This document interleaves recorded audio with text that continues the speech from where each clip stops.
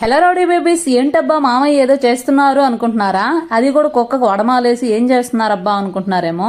ఏం లేదండి, మనకు కుక్క అంటేనే కాలభైరవుడు. అంటే కాలభైరవుడు అంటే సాక్షాత్ దేవుడితో సమానము. ఆయనకి ఎందుకు ఇవాళ పూజిస్తున్నాడు అనుకున్నారేమో.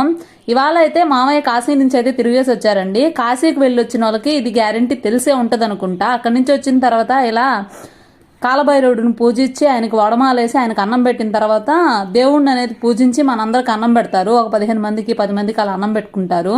అలా చేయడం వల్ల మంచి జరుగుతుందని. మీకు ఎవరికైనా ఎలా తెలుసుంటే ఒక చిన్న కామెంట్ అయితే చేసేయండి. మామయ్య అయితే సూపర్గా చేశారు. మీరు చూసినట్లయితే ఆ కాలభైరవుడు కూడా అంత బాగా అనుగ్రహం ఇచ్చారు.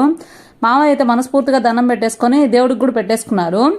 ఇంట్లో ఇలాగా మొత్తం పూజ చేసుకొని ఇలా అలంకరణ చేసేసుకొని దేవుడికి నైవేద్యం అనేది వేసేసారు. ఫస్ట్ అయితే కాలభైరవుడికి పెట్టిన తర్వాత దేవుడి ఇంట్లో కూడా పూజ చేస్తారు. అంత గొప్పతత్వం కాలభైరవుడిది. అక్కడి నుంచి రాగానే ఇక్కడికి వచ్చిన అందరూ అమ్మలు, పిన్నమ్మలు, అత్తమ్మలు అందరు కలిసి చేసేసుకొని ఫుడ్ అయితే ఎంజాయ్ చేసేసాము.